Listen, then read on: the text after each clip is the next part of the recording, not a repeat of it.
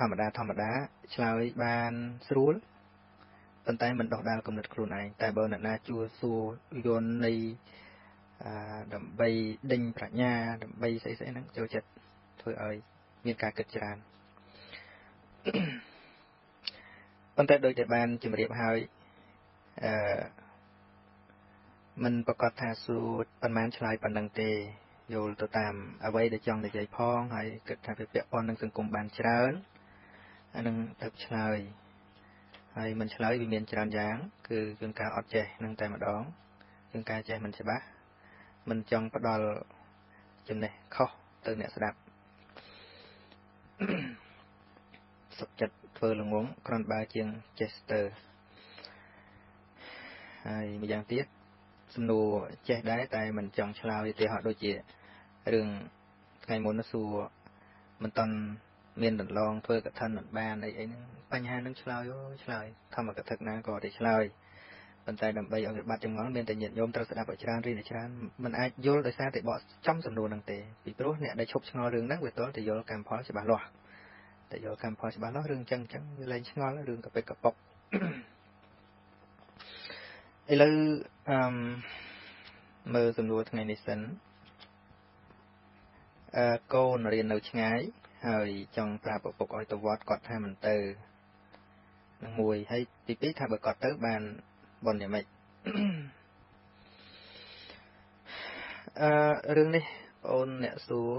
ក៏បីយល់ថាក្នុងការដឹកនាំមនុស្សម្នាក់ទៅរកអ្វីមួយដែលគោលការណ៍របស់យើងគឺមិនមែនទៅរកសេចក្តីសប្បាយមិនមែនទៅរកកន្លែងបានលុយតែទៅរកកន្លែងដែលល្អដែលអត់មានបានអីទាំងអស់អញ្ចឹងកន្លែងនោះមិនជាទីត្រេកអរនៃអ្នកមិនជ្រះថ្លាឡើយអញ្ចឹងមិនជាទីជ្រះថ្លានៃអ្នកសំទោសមិនជាទីត្រេកអរនឹងទៅនៃអ្នកមិនជ្រះថ្លាឡើយតែបើកន្លែងនោះបានលុយបានកាក់ឬក៏មានអ្វីបរិភោគឬក៏មានអ្វីជាទីសប្បាយដែលជាចំណីនៃលោភៈនៃកិលេសនោះមនុស្សដែលច្រើនមិនចាំបាច់ហៅទៅទេទោះបីជាហាមក៏មិនជាប់ដែរឧទាហរណ៍បារការ៉ាអូខេអញ្ចឹងទៅមានបានលុយអីទៅអស់លុយតែទៅបានត្រេកអរខាងលោភៈបង្កើតកិលេសនោះរឿងនេះបានជាគេចេះតែទៅរកកន្លែងដែលជាទីសប្បាយនោះក៏គេអាចឃើញលទ្ធផលរបស់គេដែរថាទៅបានសប្បាយបានរីករាយបានសាយកាកាយទីវត្តអារាមដើម្បីឲ្យគេជ្រះថ្លាចង់ទៅនេះមិននិយាយចំពោះអ្នកស្រឡាញ់វត្តពីមុនទេគឺអ្នកថ្មីដែលគ្មានអនុស្សាវរីយ៍នឹងវត្តវាទាល់តែវត្តនឹងបានផ្ដល់នៅសេចក្តីសុខឲ្យមនុស្សច្រើនគ្នាឧទាហរណ៍ដូចជានាងខេមាទៅបួសនឹងគ្រាន់តែសំទោសរៀងរូបនន្ទាដោយសារតែសាច់ញាតិបួសអស់ទៅហើយការដែលទៅបួសនោះគ្រាន់តែជាការចង់ទៅនៅចិត្តអែបណែបជាមួយនឹងសាច់ញាតិតែប៉ុណ្ណោះ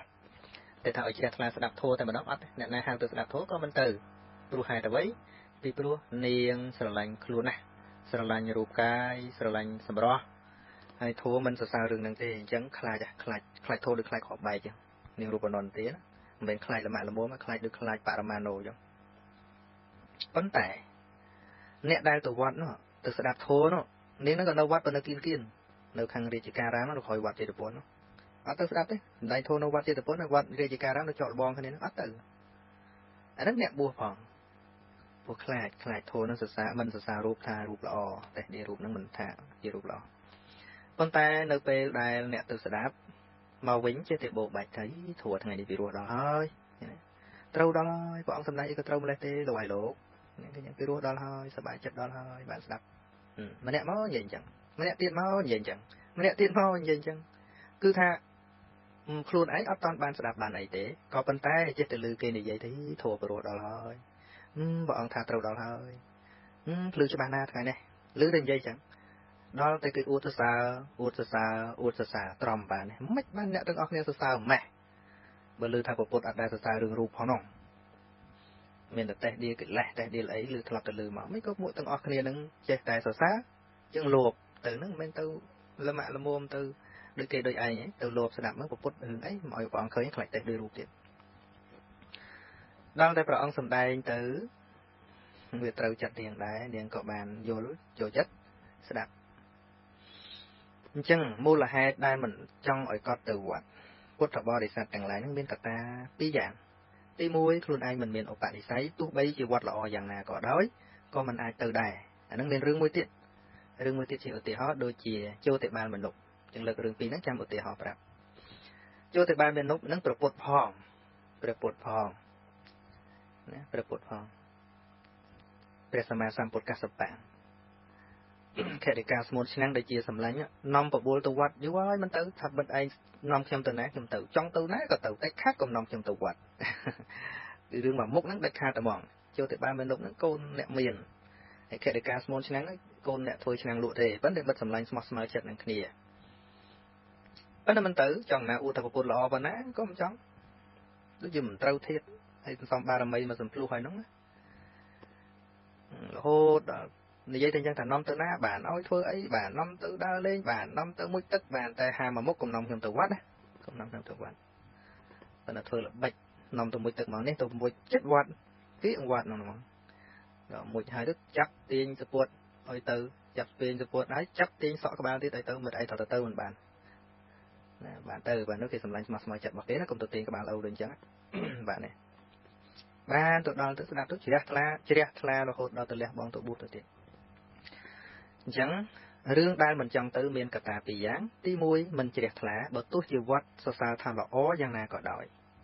ឬថាកន្លែងវត្តល្អលោកប្រព្រឹត្តល្អឆ្អើមបរោយណាអ្នកខ្លះបូកប៉ាន់ថាអូមនុស្សគ្មានអាណាជាងអាណា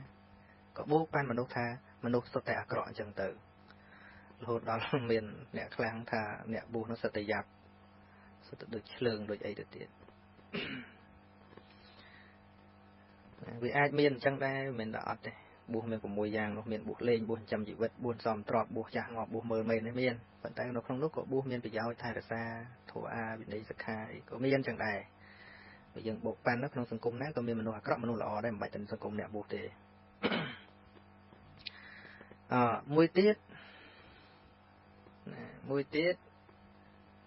ចង់ទៅដែរណាចង់ទៅដែរតែ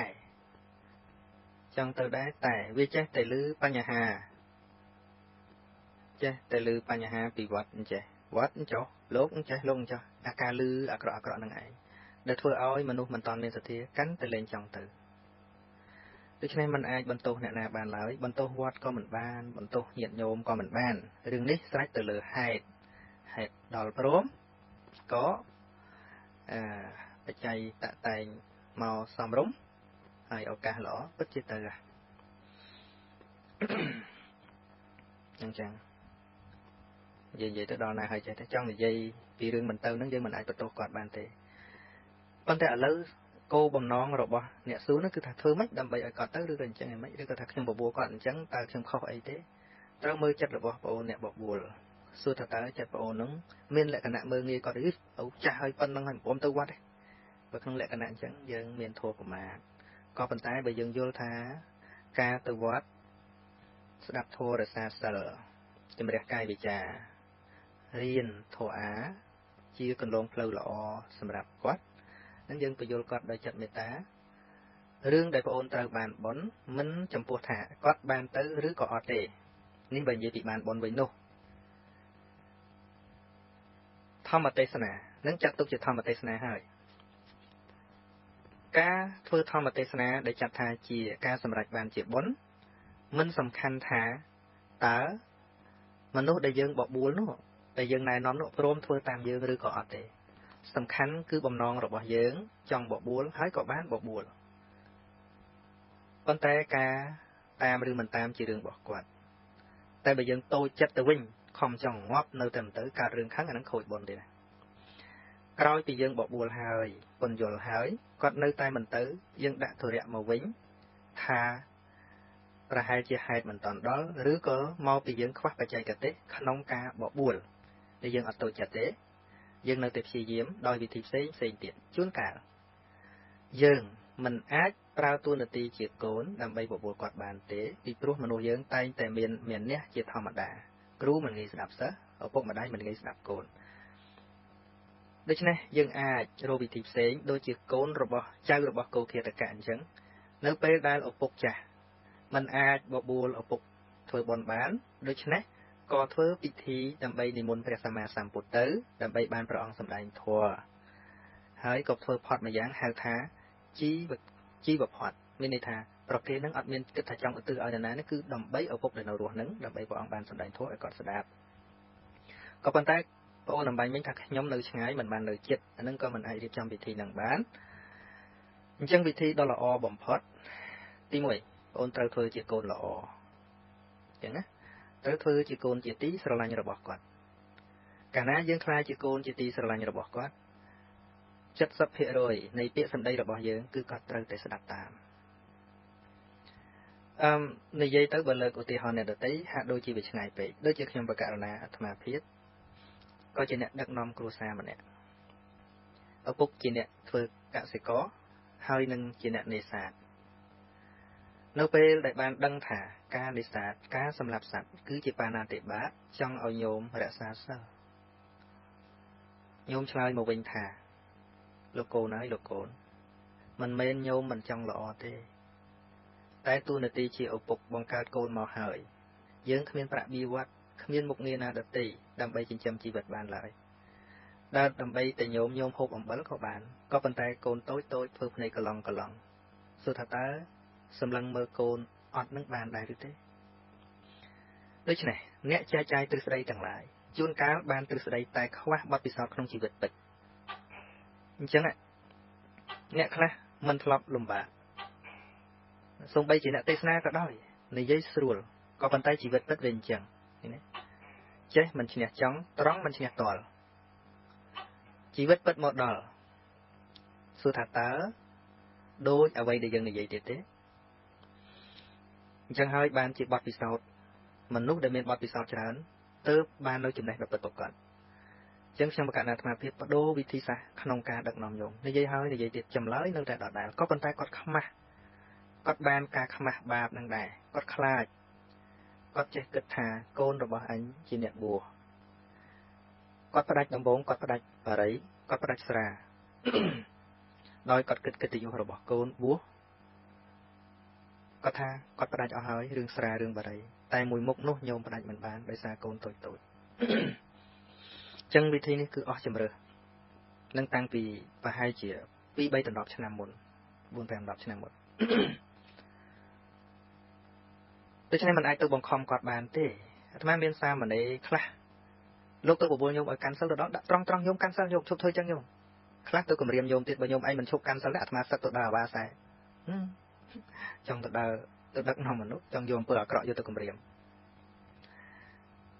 ខ្ញុំកណ្ដាអាត្មាភាពក៏មកសញ្ជឹងគិតខ្លួនឯងថាចុះបើខ្លួនអញខ្លាយជាឪពុកទេនៅក្នុងជីវភាពដ៏លំបាកយ៉ាងនេះសួរថាតើត្រូវដោះស្រាយដោយវិធីណាប្រកាសជាដូចជាគាត់អញ្ចឹងឬក៏អន់ជាងគាត់ទៅទៀតគាត់ទោះបីជាមិនទាន់លះបង់បាណាតិបាតការនេសាទក៏គាត់លះបានបារីនឹងស្រាចាត់ទុកថាជារឿងអស្ចារ្យមួយទៅហើយបើខ្លួនអញវិញមិនដឹងថាតើលះបានដូចគាត់ដែរឬអត់ទេដូច្នេះមកមុខទៀតមិនមែនថាគាត់មិនចង់លះទេតាមពិតគាត់ចង់ដែរតែកត្តាជីវភាពតម្រូវឲ្យគាត់លះមិនតាន់បានឬថាមកពីសទ្ធាវាមិនតាន់ដល់កម្រិតអញ្ចឹងត្រូវដូរកម្មវិធីត្រូវកសាងកិត្តិយសត្រូវកសាងស្នាដៃត្រូវជាទីពឹងរបស់គាត់ត្រូវធ្វើឲ្យគាត់ស្រឡាញ់ទើបខ្ញុំបកណាអាត្មាភាពខំសិក្សាបន្តទៅទៀតធ្វើជាខ្នងបងឯករបស់គាត់រហូតដល់អាចទំនុកបំរុងគាត់បានយ៉ាងហោចត្រឹមម្ហូបអាហាររបស់គាត់គិតអញ្ចឹងគិតថាប្រសិនបើអាត្មាអញគ្រាន់តែចំណាយបច្ច័យ4ល្មមត្រឹមតែគាត់រស់ថ្លៃម្ហូបចាស់ប្រហែលជាគាត់អាចលះបានពិតដូច្នោះមែននៅពេលនោះបច្ច័យ4ដែលបានមកខ្លះមិនហ៊ានចាយមិនហ៊ានទិញអ្វីទាំងអស់មិត្តភ័ក្តិនៅជាមួយគេធ្លាប់ឲ្យរហស្សនាមខ្ញុំបកណាអាត្មាភាពថាជាមនុស្សអាចក្តាប់មានន័យថាកំណាញ់ស្វិតសូម្បីតែខ្លួនឯងមិនហ៊ានចាយអីទាំងអស់គឺចង់ប្រោសញោមឲ្យរួចអំពីអន្លង់បាបបានមួយខែផ្ដល់ 4-10 ម៉ឺនរៀលអីចឹងកាលនោះពេលនោះញោមពិតជាលះបង់មែនមុននឹងលះបង់មុននឹងបានផ្ដល់ឲ្យគាត់ពេលថ្ងៃគាត់លែងហ៊ានទៅដាក់មងទៅចង់សទូច គាត់ខ្មាស់គេតែគាត់លោភទៅធ្វើតែពេលយប់នោះពេលដែលមិនតាន់បានឧបត្ថម្ភគាត់នឹងថ្មនិយាយពីជីវិតពិតការពិតហ្នឹងអញ្ចឹងដើម្បីដោះស្រាយបញ្ហាមួយមិនមែនគ្រាន់តែទ្រឹស្ដីទេមិនខ្វះឡើយអ្នកមានទស្សនៈយល់ឃើញថាអំពើខុសហើយថាត្រូវធ្វើល្អប៉ុន្តែវិធីធ្វើល្អវាមិនងាយដូចជាការដែលយើងគិតត្រង់ឡើយ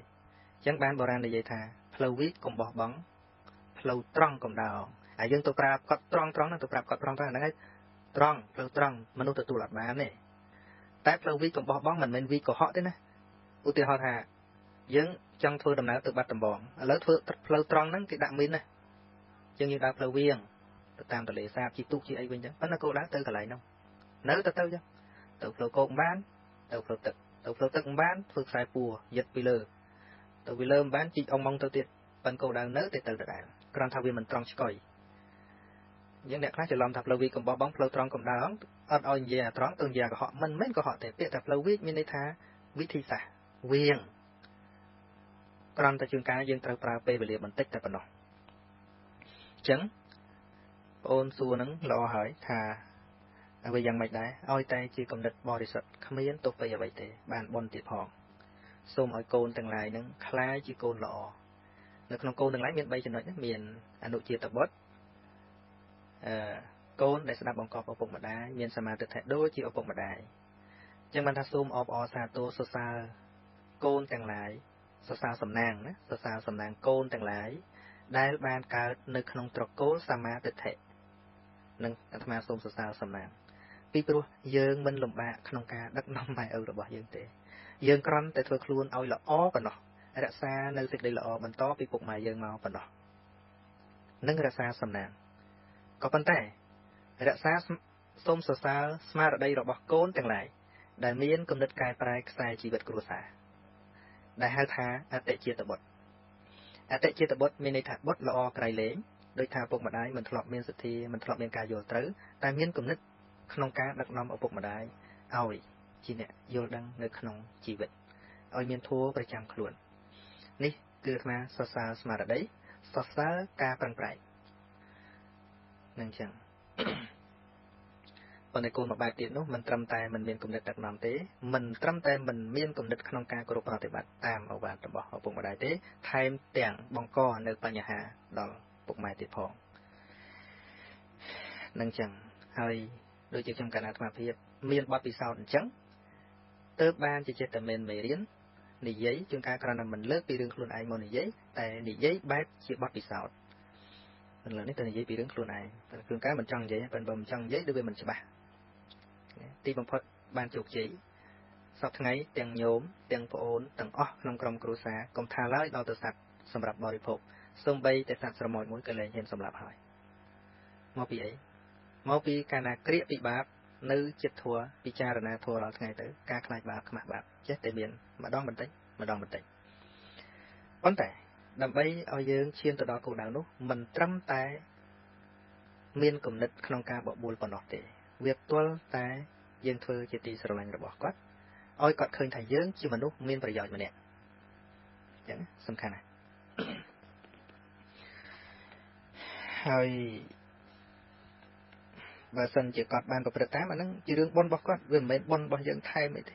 បើយើងថាអូយើងត្រេកអរជាមួយនឹងគាត់ទៀតហ្នឹងបុណ្យបន្ថែមទៀតប៉ុន្តែថាបើគាត់មិនតាមក៏បងអូននៅតែបានបុណ្យដដែលពុទ្ធចិត្តល្អវាមានទៅហើយដូចព្រះសម្មាសម្ពុទ្ធអញ្ចឹងព្រះអង្គទូលមានព្រះអង្គអប់រំព្រះអង្គបញ្យលសត្វលោកទាំងអស់ហ្នឹងទាំងក្នុងភពត្រៃហ្នឹង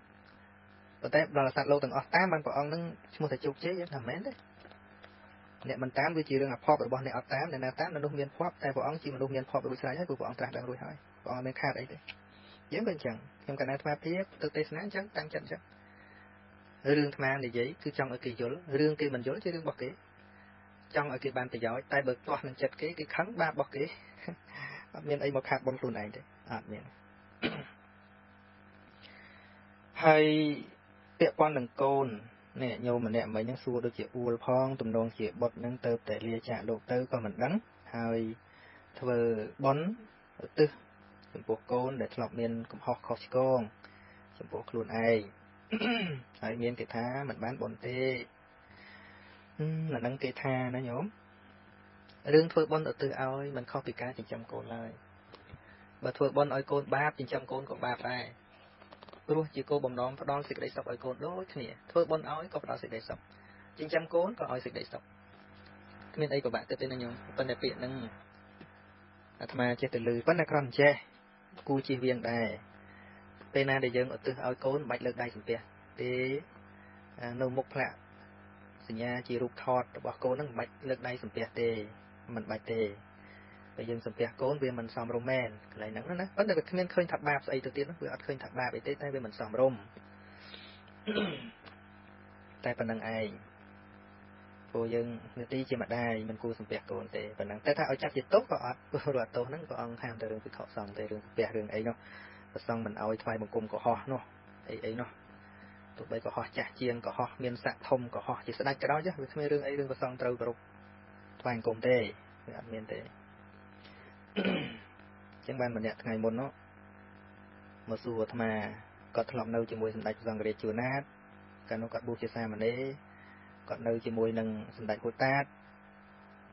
គាត់ថាគាត់ជួបសម្ដេចតាញឹកញាប់ជាមួយសម្ដេចព្រះសង្ឃរាជជួនណាតតែមិនដែលឃើញសម្ដេចព្រះសង្ឃរាជជួនណាតណាដែលលើកដៃសំពះសម្ដេចតាឬក៏អ្នកណាណីអត់ទេ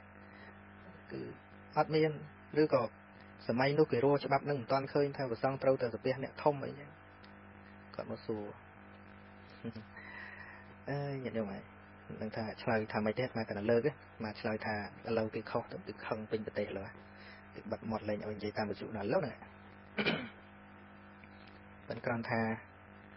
បើយើងលើកបើសម្ដេចព្រះសង្ឃរាជជួនណាតលោកធ្វើម៉េចអាត្មាទុកចិត្តលោកថាលោកធ្វើត្រូវតែប៉ុណ្្នឹងឯងព្រោះសម្ដេចព្រះសង្ឃរាជជួនណាតជាវីរៈបុរសដ៏ឆ្នើមនៅក្នុងចិត្តរបស់ខ្ញុំកណ្ណាអាត្មាភាពកាលពីសម័យលោកគង់នៅធ្លាប់លើចាស់ចាស់និយាយថារាល់ថ្ងៃសុក្រពេលយប់លោកតែងសម្ភាសអក្សរសាស្ត្រតាម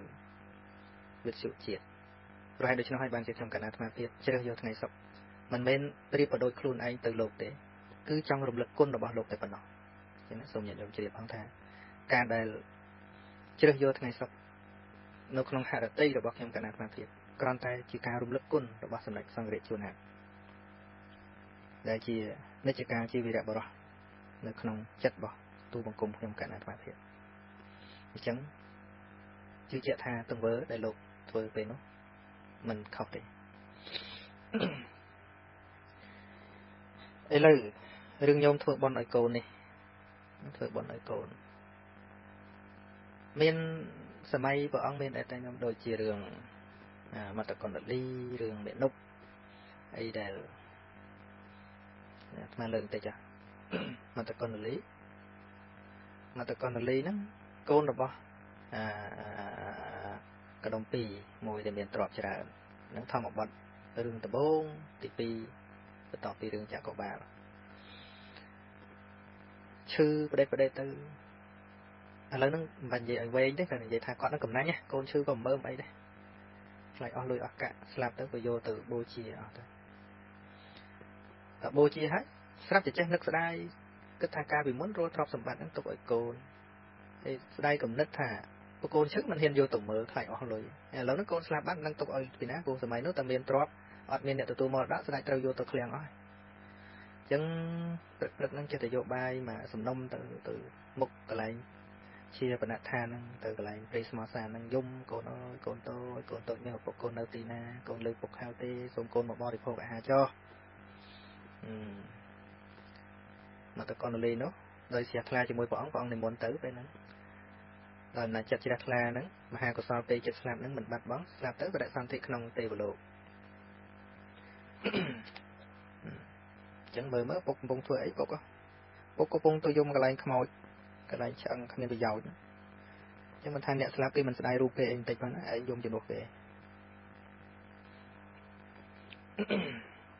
ញ្ចឹងក៏មកចាញ់ផ្សាលមកនិមិត្តធ្វើជាកូនក្មេងយំអីចឹងណាហើយគាត់អាឡ័យទៅយំដល់ឃើញកូនក្មេងយំគាត់ឈប់យំគាត់មកសួរអូនតូចយំធ្វើអីហ្នឹងខ្ញុំយំព្រោះចង់បានរបស់ចង់បានអីតែឯងឲ្យខ្ញុំមិនបានទេតែឥឡូវចង់បានអីក៏តាឲ្យដែរប្រាប់មកគេលេងកំណាញ់លេងអីអត់ទេណាកាលពីមុនកំណាញ់តែអញ្ចឹងក៏ប្រាប់ថាខ្ញុំចង់បានមណ្ឌលកង់ព្រះច័ន្ទនិងព្រះអាទិត្យហ្នឹងយកមកធ្វើជាកង់អតេះសម្រាប់ជិះលេងហើយបានគាត់ថាឈួត សុំធំមាសធំពេជ្រទៅតាឲ្យបានទេទៅសុំអាហ្នឹងអាណាដែលទៅយកបានតែបើតែមើលយើងណាឈួតជាងតែឯងយំធ្វើអីដែរចុះយំរកកូនហើយកូននៅណាតែកូនស្លាប់ហើយស្លាប់មានសាកសពទេអត់ទេដុតអស់ហើយចាំមើលណាឈួតជាងតែឯងយំរករបស់ដែលគេរកអត់ឃើញដែលគេមើលអត់ឃើញខ្ញុំយំមើលរបស់ដែលមើលឃើញទោះបីជារកមិនបានយកមិនបានក៏មើលឃើញដែរតែចុះកូនតែឯងដុតខ្ទេចអីឲ្យរកមកពីណាឯងឈួតមែនមិនបានហោះឡើងទៅលើទៅថាសូមលោកឈប់ឆោតទៅខ្ញុំនៅឯងគឺជាកូនរបស់លោកហើយបើលោកចង់បានឲ្យខ្ញុំបានចំណែកអានិសង្សបុណ្យសូមលោកទៅរកព្រះសម្មាសម្ពុទ្ធចុះធ្វើទានចំពោះអ្នកមានគុណធម៌ចុះហើយឧទ្ទិសឲ្យខ្ញុំនឹងបានទទួលអនុមោទនាមិនទទួលបាយទាំងដុំទេណាគឺអនុមោទនាថ្ងៃមុននិយាយច្រើនរឿងអនុមោទនាមានណាទទួលបាយទាំងដុំទេគឺអនុមោទនាប៉ុណ្ណឹងអញ្ចឹងក៏គាត់ទៅជួបពពុទ្ធទៅសាកសួររឿងនឹងសួរធ្វើដូចអត់ដឹងអញ្ចឹងតើមនុស្សដែលមិនដែលធ្វើបុណ្យអីផងហើយគ្រាន់តែចិត្តស្លាប់នឹងមានសេចក្តីជ្រះថ្លាចំពោះព្រះអង្គបានទៅឋានសួគ៌ចឹងមែនបានព្រះអង្គនឹងព្រាមកដុំពីរអ្នកដែលជ្រះថ្លាក្រន់តែធ្វើចិត្តឲ្យជ្រះថ្លាចំពោះតថាគតហើយកាត់ឋានសួគ៌រំអស់ហើយមានចឹងមែនមិនព្រាមដឹងហើយម្សិលមិញជួបទៅតើបងជ្រាបមុនបានធ្វើបុណ្យធ្វើទានឧទ្ទិសឲ្យកូនទៅមានរឿងនឹងជាដើមណាឧទ្ទិសឲ្យកូនមានបាបអីមានបាបទេឲ្យតែញោមយល់ថាពាក្យថាបុណ្យហ្នឹងយ៉ាងម៉េចគឺចិត្តល្អពេលដែលយើងនឹកដល់កូនហ្នឹងចិត្តល្អអាណិតកូនស្រឡាញ់កូនចង់ឲ្យកូនបានសុខជាករុណាអាណិតអសូរហើយនឹងមុទិតាចង់ឲ្យកូនហ្នឹងបើកូនបានសុខត្រេកអរចង់ឲ្យកូនកើតនៅក្នុងទីល្អហើយកំណត់ចឹងបាបមកពីណាឧទាហរណ៍ដូចញាតិញោមរៀបការកូនហើយនៅតែមានបំណងថាសូមឲ្យកូនហ្នឹងបង្កើតគ្រួសារបានល្អខ្វះខាតនៅតែបញ្ជូនលុយឲ្យខ្ចីនេះមានបាបអីអានោះវាគ្រាន់តែជានាមធម៌តែប៉ុណ្្នឹងឯងណាហ្នឹងហើយអត់មានតោះអីទេញោមអត់មានអីទេហើយតែទៀតចេះនៅសល់10នាទីទៀតអស់ម៉ោងញោមម្នាក់ទៀតសួរថាចង់បានព្រះពុទ្ធរូបមកដាក់លើផ្ទះទុកក្រំថ្វាយបង្គំគេថាបានទេយើងមានប្តីប្រពន្ធអញ្ចឹងព្រះពុទ្ធរូបគឺជារូបសំណាកមិនមែនព្រះពុទ្ធទេជារូបស្នងព្រះអង្គក៏ប៉ុន្តែក៏គួរជាទីគោរពដែរអ្នកថាហ្នឹងក៏អាចថាត្រូវដែរណាញោមប្រសិនបើយើងយកទៅផ្ទះហ្នឹងយើងរៀបមិនល្អទេអាត្មានិយាយពីរតនាគារវៈបន្តិចការមិនគោរពព្រះពុទ្ធឧទាហរណ៍ថាយើងមកវត្តឃើញព្រះពុទ្ធរូបនៅប្រមុខចឹងយើងជេរគ្នាមុខហ្នឹងនឹងឈ្មោះថារតនាគារវៈហើយមិនគោរពព្រះពុទ្ធទេមានទោសមានទោសព្រោះជេរមួយទោសព្រោះមិនគោរពព្រះអង្គមួយទោសពីរបើជេរនៅផ្ទះទោសតែមួយឃើញមណ្ឌលពោធិព្រឹកចឹងល្មមមើលគ្នាស្គាល់និយាយរួមទៅចម្ងាយបើគិតពីចម្ងាយទៅរយៈពេលចម្ងាយទីហៅថាម្នាក់ឈរនៅក្រោមដើមពោធិព្រឹកហ្នឹងហើយយើងមើលពីចម្ងាយទៅស្គាល់ថាជានរណាច្បាស់ចម្ងាយប៉ុណ្ណឹងទៅយើងបង្អោនចិត្តទៅកន្លែងផ្សេងជ្រៀងហួចលេងឈ្មោះថាមិនគោរពព្រះអង្គហើយបាញ់នោមអីចឹងទៅហើយវិខសង្ឃវិញចម្ងាយប៉ុណ្ណឹងអត់ក្រងត្រូវទោសដែរហ្នឹងចឹងក៏ប៉ុន្តែបើយើងរៀបចំក៏វាល្អម្យ៉ាងអាត្មាក៏ឲ្យនៅផ្ទះហ្នឹងឲ្យញោមរៀបចឹងដែរឲ្យមានប៉ុន្តែយើងតែងអាសនៈហ្នឹងឲ្យសមមានបង្នួនបិទឲ្យល្អចឹងណាមានបន្ទប់មួយឲ្យដាច់ចូលទៅជ្រះថ្លាហ្មងហើយយើងបិទវិញទៅយើងប្រកបការងារអីរបស់យើងផ្សេងចឹងទៅមិនជាតោះខុសអីទេឲ្យតែញាតិញោមរៀបល្អកុំឲ្យរៀបនឹងដេកនឹងមើលទៅឃើញព្រះអង្គនឹងហ្នឹងទៅឈ្មោះថាមិនគោរពតែបើយើងមានបន្ទប់មួយដាច់ចលែកសម្រាប់ព្រះអង្គតែបើថាផ្ទះយើងទៅយើងមានបណ្ដូនបាត់អីឲ្យវាស្អាតចឹងទៅក៏ចាត់ទុកថាយើងស្វែងបង្គំរាល់ថ្ងៃចឹងទៅដូចថាជារឿងមួយដាស់តឿនស្មារតីរបស់យើងកុំឲ្យធ្វើអាក្រក់ដែរហើយមួយទៀតខ្ញុំសួរថាដូចជាជាតិសាសន៍ដតីហ្នឹងគ្មានឃើញធ្វើបុណ្យកឋិនធ្វើអីធ្វើបុណ្យសម្រាប់ជាតិមុខជាតិអីមិនអ្នកក្រៅគេអត់មានធ្វើបុណ្យធ្វើអីផងមិនក៏បានអុកញ៉ាបានអីធ្វើ president ធ្វើស្អីសួរអញ្ចឹងក៏សួរទៅចាស់ប៉ុន្តែគាត់ថាវាមិនមែនអាមេរិកកាំងងាប់ទៅកើតតែអាមេរិកកាំងទេណាញោមហើយខ្មែរងាប់ទៅកើតតែខ្មែរក៏មិនមែនយួនកើតទៅកើតតែយួនក៏មិនមែនផ្លាស់ប្ដូរគ្នាទៅវិញទៅមកហ្នឹងណាមនុស្សក្នុងโลกនេះគ្មានពីណាមិនធ្លាប់ធ្វើបុណ្យមួយទេបើគាត់មិនធ្លាប់ធ្វើឥឡូវហ្នឹងតាបើមិនធ្លាប់ធ្វើពីមុនទេគ្មានបានកើតជាមនុស្សមួយទេ ប៉ុន្តែគ្រាន់បុណ្យហ្នឹងវាមិនសំខាន់ថាតើបុណ្យកឋិនvàហៅថាបុណ្យទេនិយមន័យបុណ្យគឺការជំរះចិត្តឲ្យស្អាតអញ្ចឹងបើមិនមានពុទ្ធសាសនាគេមិនចេះធ្វើបុណ្យទេអីឃើញចេះទីហោដូចជាពេលព្រះបរមពោធិសត្វលោកសង្ឃបារមីមានពុទ្ធសាសនាឯណាលោកធ្វើទានលោកហាត់ពុទ្ធកាយវិការសន្សំខន្តីវាគ្រាន់តែពេលនោះពុទ្ធអត់តន់សំដែងយើងមិនចេះហៅអាហ្នឹងចេតនាទានអាហ្នឹងគេហៅថាសិលអាហ្នឹងគេហៅថាខន្តីវាអត់មានអ្នកចេះហៅអញ្ចឹងដោយព្រះអង្គនៅសន្សំបារមីជាសវណ្ណសាមអីចឹងនៅជាសវណ្ណសាមដឹងគុណមេត្តាបិតាខ្លាំងណាស់អីសួរកាលនោះមានពុទ្ធឯណាមានពុទ្ធសាសនាឯណាមានលោកឯណាទៅទេសនាថាខ្លួនឯងត្រូវដឹងគុណថាអត់ទេធម្មជាតិធម៌ហ្នឹងវាកើតអញ្ចឹងហើយសវណ្ណសាមពេលហ្នឹងក៏មិនចេះហៅថាហ្នឹងជាកតញ្ញូគួរចម្រើនអត់ទេតែចិត្តវាកើតអញ្ចឹងចិត្តវាកើតអញ្ចឹងហើយទៅជាបុណ្យអត់ទេបើមិនដឹងថាបុណ្យដូចតែគ្នាដូចមនុស្សបរិភោគមុខសម្លមួយអញ្ចឹងមួយបរិភោគក៏ដែរគេដឹងថាហ្នឹងសំពីបន្លែអីខ្លះពីស្អីខ្លះមួយទៀតបរិភោគដូចគ្នាប៉ុន្តែឆ្ងាញ់ឆ្ងាញ់ប៉ុន្តែធ្វើពីអត់ដឹងប៉ុន្តែឆ្ងាញ់ដូចតែគ្នាអញ្ចឹងណា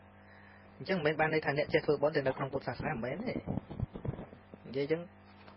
បើពុទ្ធនៅវិញព្រះអង្គស្ដីពីព្រោះធម៌របស់ព្រះសម្មាសម្ពុទ្ធហ្នឹងវាគ្រាន់តែជួយបង្ហើបពលិសឲ្យយើងតែកិច្ចគឺយើងធ្វើយើងមិនចេះព្រះអង្គគាត់ប្រាប់តែបើចេះមិនបាច់ប្រាប់អញ្ចឹងប៉ុន្តែសច្ចធម៌បើព្រះអង្គប្រាប់មានណាដឹងទេប៉ុណ្្នឹងឯងហើយពាក្យទៅធ្វើបុណ្យដូចជាតម្រៃឬក៏ស្វាអីយ៉ាងមើលអាឧទាហរណ៍ដូចស្វាប្រគេនភ្នំព្រះអង្គហើយទោះស្វាមកកាន់ពុទ្ធសាសនាពីកាត់ស្វាមានចេះខ្ញុំសូមដល់នៅពុទ្ធជាទីពឹងទីរលឹកស្វាណាចេះនិយាយប៉ុន្តែឃើញតម្រៃប្រគេនស្អីស្វាទៅប្រគេនដែរវាជ្រះថ្លាវាហើយទោះជ្រះថ្លាស្អីមហាកុសលងាប់ព្រឹបកាត់ទេវតាបាត់អញ្ចឹងការដែលបានកើតជាមនុស្សគឺដោយសារបុណ្យប៉ុន្តែបុណ្យយើងកុំសង្កល់តែទៅលើរូបភាពដែលទល់ធ្វើមួយពុទ្ធធ្វើមួយព្រះសង្ឃបានថាបុណ្យមិនមែនទេប៉ុន្តែព្រះអង្គគ្រាន់តែបង្កើត uniform មួយទម្រង់ឯកសន្តាននៃអ្នកបួសហ្នឹងគឺជាអ្នកតំណាងព្រះអង្គក្នុងការផ្សព្វផ្សាយពាក្យរបស់ព្រះអង្គ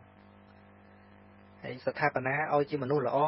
ជាតួយ៉ាងជាឧទាហរណ៍អញ្ចឹងហើយបានជាអ្នកបួសត្រូវមានសិក្ខាបទច្រើនដើម្បីធ្វើខ្លួនឲ្យល្អជាគំរូអញ្ចឹងឯងអញ្ចឹងអាត្មាគ្រាន់និយាយឲ្យច្រើនបន្តិចថាពាក្យថាបុណ្យគឺសំដៅដល់ធម្មជាតិមិនមែនសាសនាទេបុណ្យមិនមែនសាសនាទេណាពាក្យថាបុណ្យណា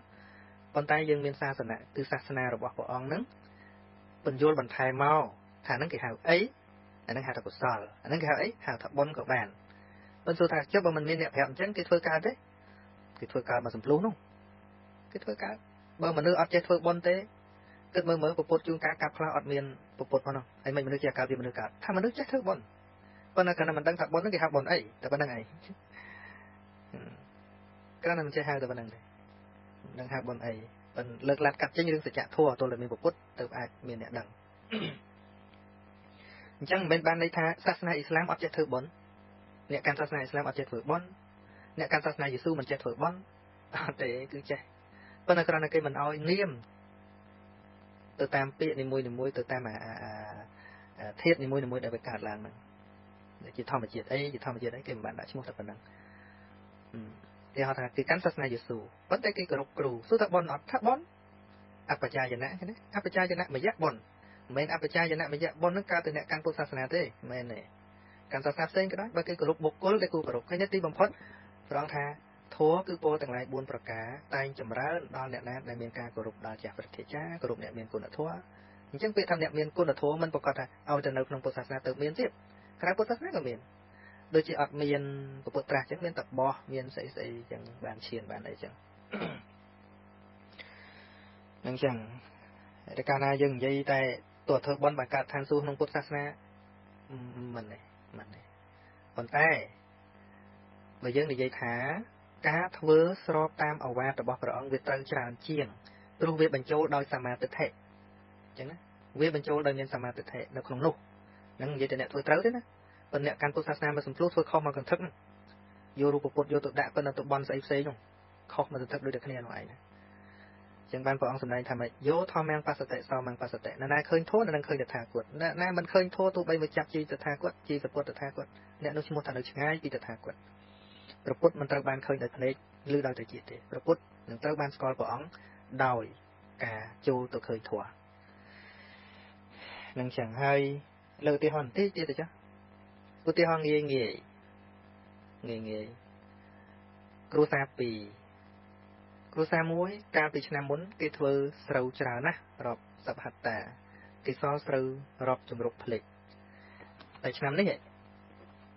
គេអត់ធ្វើស្រូវទេប៉ុន្តែគេមានបាយស៊ីបាយច្រើនទៀតណាមិនបាយតិចទេយើងកាលពីឆ្នាំមុនយើងអត់ធ្វើស្រូវអត់ធ្វើស្រែដល់ទៅជុលមន់ដល់ទៅផុតរដូវស្រូវហើយបាននឹកឃើញតែចង់ធ្វើហួសពេលបាទអីដល់ទៅពេលយើងសួរគេថាម៉េចបានគេចិត្តតែមានស្រូវកិនកដាំបាយស៊ីរហូតអញ្ចឹងមានអ្នកចិត្តល្អម្នាក់ប្រាប់ថាមកពីគេធ្វើបុណ្យពីមុនហ្នឹងណាមកពីធ្វើបុណ្យហ្នឹងគេមានអញ្ចឹងសុំតមកពីគេធ្វើស្រែពីមុនហ្នឹងណាបានជាគេមានអញ្ចឹងក៏នាំធ្វើស្រែមានពូជតិចតួចយកទៅធ្វើស្រែធ្វើឲ្យអង្គុយមើលធ្វើអង្គុយមើលមិនឃើញស្រែនឹងឲ្យផលមកដាំបាយព្រាមសោះមិនបានព្រាមស្រូវយ៉ាងហោច3ខែនេះណាប៉ុន្តែមិនបានន័យថាអ្នកមាននោះចេះតែមានរហូតទេណាតែអត់ធ្វើតទៅទៀតទៅវាអស់តែប៉ុណ្្នឹងវាអស់ដូចតែគ្នាហ្នឹងដូចអ្នកមានខ្លះហ្នឹងងាប់ទៅពីហ្នឹងទៅវាអស់ដូចតែគ្នាហ្នឹងហើយណាប៉ុន្តែយើងពីមុនយើងអត់បានដាំផងស្រូវហ្នឹងទៅដាំឥឡូវហើយទៅដាំទៅវាអស់ពូជទៅមានពូជមកទៅតែយកទៅដាំទៅវាខានដាំបាយទៀតមែនហ្នឹងឯងដូចអ្នកក្រខ្លាំងចង់ឲ្យមានដូចគេទៅធ្វើបន់ទៅសុំលោកចេះសូត្រមុនចេះឲ្យមានទៅមានមិនរួចបើពូជវាគ្មានពូជមានតិចយកទៅឲ្យថ្លៃឈ្នួលលោកសូត្រនោះអស់ទៀតបាត់ហើយអញ្ចឹងមានស្អីហ្នឹងអញ្ចឹងបានត្រូវស្ដាប់ឲ្យយល់ពីពាក្យថាបន់អញ្ចឹងដែលគេនៅមានគេមិនធ្វើបន់ទេអ្នកធំខ្លះអ្នកមានខ្លះមានធ្វើបន់ហើយធ្វើបាបមកកកប៉ុន្តែគេចិត្តតែមានដាក់ទុកចិត្តតែជាប់ត្រូវប៉ាន់មានគេអាណិតមានគេឲ្យទៅតំណែងអីថាពូចាស់របស់គេណាដូចអ្នកធ្វើស្រូវពីឆ្នាំមុនអញ្ចឹងណាឥឡូវគេអត់ធ្វើមែនគេផឹកស្រាមែនគេដើរលេងមែនប៉ុន្តែស្រូវគេនៅរាប់ជារកភ្លេងអញ្ចឹងវានៅតែមានអីដាំស៊ីអញ្ចឹងហើយជួយយើងឥឡូវប្រឹងប្រឹងធ្វើស្រែមានស្រូវមកតៅនោះព្រោះឡើងអស់ដាក់ទឹកថែភ្លឺនៅតែមិនងាយបានអីស្រួលដូចគេតាមមកពីអាជំរុកចាស់ហ្នឹងវាអត់មានតែថ្មីបន្តិចហ្នឹងយកទៅធ្វើអស់ទៀតហើយអញ្ចឹងដើម្បីបានផលដល់រងចាំហ្នឹងណានឹងនិយាយពីផលឲ្យក៏ប៉ុន្តែអ្នកធ្វើបុណ្យទាំងឡាយភ្លេចពីបុណ្យបច្ចុប្បន្នពាក្យថាបុណ្យជាឈ្មោះនៃសេចក្តីសុខពាក្យថាបុណ្យគឺជាឈ្មោះនៃសេចក្តីសុខគឺជាសុខវិហារនៅពេលដែលធ្វើបុណ្យហ្នឹងបុណ្យជាឈ្មោះនៃធម៌ដែលនាំសេចក្តីសុខមកឲ្យ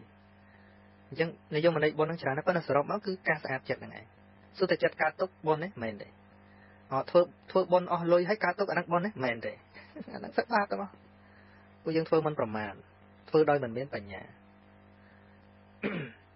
ចុះបុណ្យហ្នឹងស្អីធម្មជាតិដែលមកកម្ចាត់លោភៈធម្មជាតិដែលចូលមកកម្ចាត់ទោសៈធម្មជាតិដែលចូលមកកម្ចាត់មោហៈធម្មជាតិហ្នឹងឈ្មោះថាបុណ្យ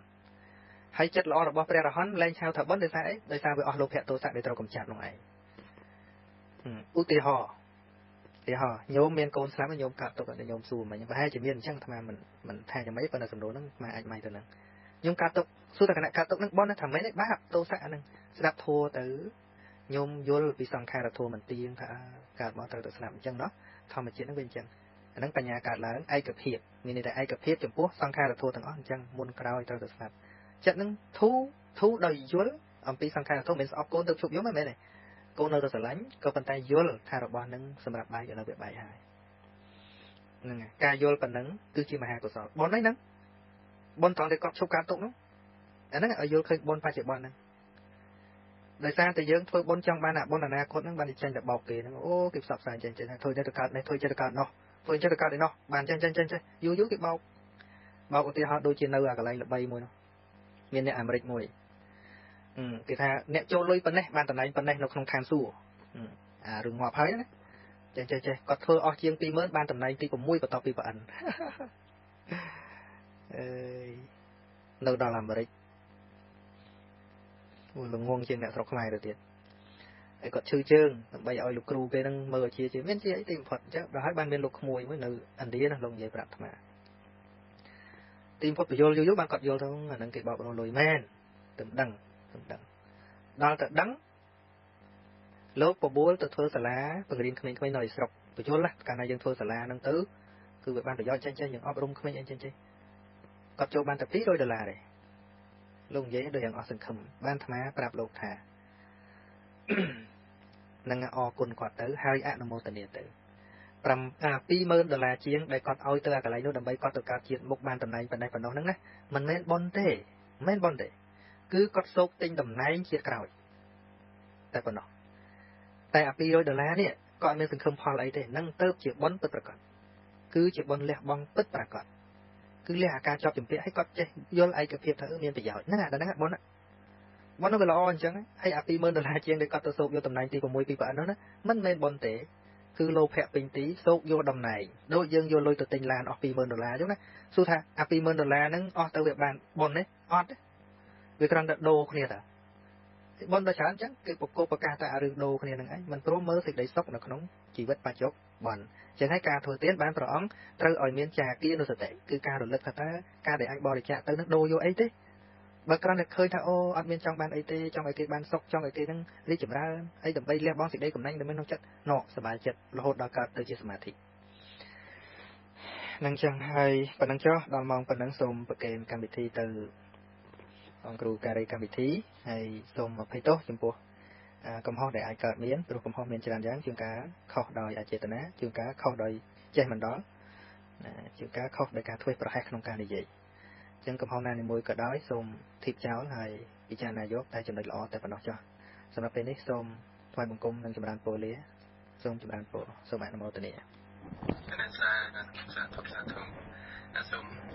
អនុមោទនាចាស់បានជាមួយនឹងធម្មទានរបស់លោកចាស់គ្រប់ក្នុងនៅថ្ងៃសប្តាហ៍នេះដោយពេលវេលាមានកំណត់ដាក់បុណ្យកុសលទាំងឡាយដែលការពិធម្មទានរបស់លោកចាស់គ្រប់ក្នុងនៅថ្ងៃនេះសូមប្រគេនដល់កណ្ដាលចាស់គ្រប់ព្រះអង្គជួនដល់ពុទ្ធបរិស័ទទាំងឡាយគ្រប់មជ្ឈដ្ឋានសម្បត្តិចំណែកបំធម្មទានស្មើផងស្មើគ្នាបានជាបនិស័យចាប់រួចផុតទុកគ្រប់ព្រះអង្គគ្រប់គ្នាខ្ញុំកណ្ដាលស្មារតីរួមជាមួយនឹងលោកចាស់គ្រូក្នុងរាត្រីនេះសូមប្របាទនមស្ការក្រាបថ្វាយបង្គំលានិងចម្រើនពរលា